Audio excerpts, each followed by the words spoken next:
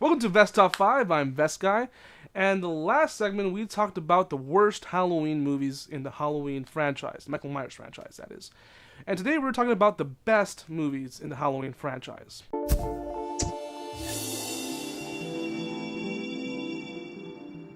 There's not that many. Sadly, there's more bad ones than there are good ones. For number 5, we have Halloween H2O, released in 1998, starring Jamie Lee Curtis, reprising her role from Part 2.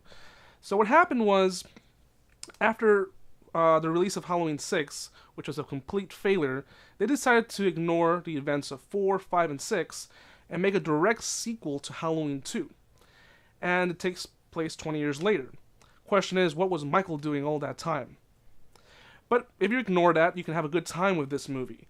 This movie, in some ways, hasn't aged that well, but it is still a good movie. It has a great performance from Jamie Lee Curtis, and it also introduces Josh Hartnett playing her son. So in Halloween H2O, Jamie Lee Curtis reprises her role, and she's now playing Laurie Strode, but she has changed her name, and she's a teacher now at this really prestigious school.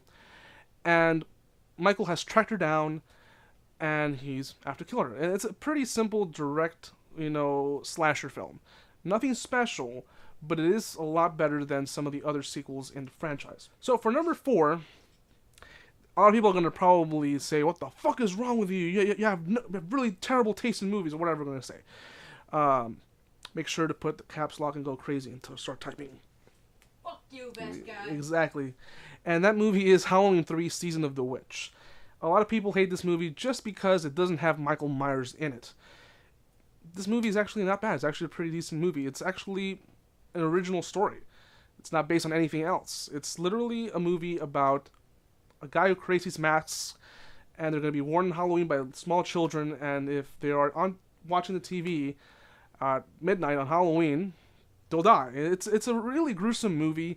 Has nothing to do with Michael Myers. So a lot of people don't know that Halloween 3, Deborah Hill and John Carpenter had no interest in returning to the character of Michael Myers. What else can you do with a character? He was burned to death, but money talks, and they eventually made Halloween 4, The Return of Michael Myers. Halloween 3 was a step in a new direction. The directors and producers wanted to step into a new territory by creating anthology stories. But the audiences just did not like that idea. They wanted Michael Myers. People tend to like the same stories over and over again, I guess.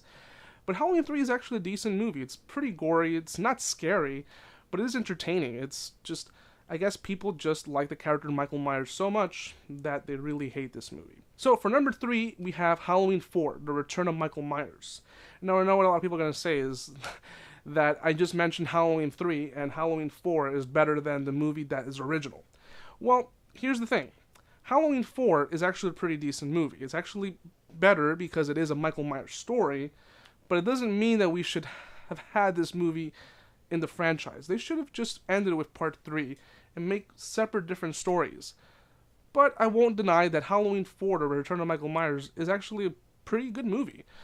Even though they give you an absurd explanation as to how Dr. Loomis survived the fire in Part 2, and Michael Myers is in a coma, and he's now on the look for his niece, who is the remaining family member that he needs to kill. And we get an explanation that Jamie Lee Curtis' character of Laurie Strode was killed off, and that's about it. The movie is very straightforward. One thing I do not like about Halloween 4 is the decision of putting shoulder pads on the stunt actor who plays Michael Myers. He looks like this, and the mask is just weird. It no longer resembles the William Shatner mask that we had in Part 1.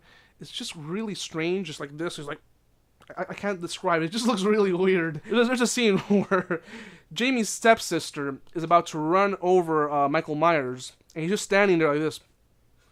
It is just so weird looking at that scene. It's supposed to be scary or suspenseful, and I always laugh. And I laugh right after she says, "Fuck you, you son of a bitch!" And he's like, and then it just runs him over. And the way he gets run over, he doesn't get run over like a normal person. Normal people, hold on to the car or do something crazy before getting run over. No, Michael just falls like this. It's just the weirdest retarded thing I've ever seen. Number 2 is Halloween 2, released in 1981, and it picks up exactly where Halloween left off. We have the same director of photography, Dean Honey, who makes the movie look identical to Part 1. The movie gets a lot of complaints for being more gory. I get it, because this movie came out in 1981. 1981, I believe. And this was around the time that Friday the 13th Part 2 was out, and other imitators of Halloween were out.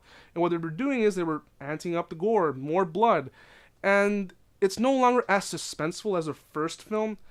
And there's other things that I don't like, the fact that the hospital is completely empty, but it does create a sense of atmosphere that's creepy in certain scenes. And Michael no longer looks like that. He actually has the William Shatner mask from Part 1.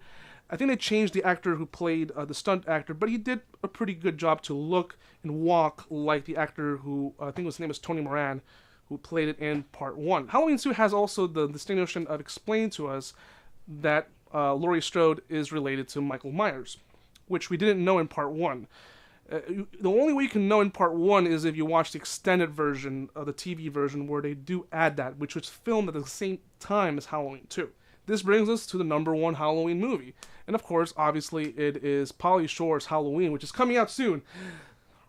Okay. Yes. Yes. We have one fan. Yes. Okay. That would be a face that's much, much scarier than William Shatner. You gotta give him some credit, you know. He hasn't had a hit in a while. Hey, he looks good for his age. No, he does not. Fuck no, he looks like he's been ran over by a fucking truck. So for number 1, it is John Carpenter's classic masterpiece, Halloween, released in 1978. And if you're asking why is this number 1, then I don't know what's wrong with you. But I'll explain it to you anyway. Halloween is the movie that pretty much defined an era in terms of being scary, atmospheric. Every scene in this movie is so well shot.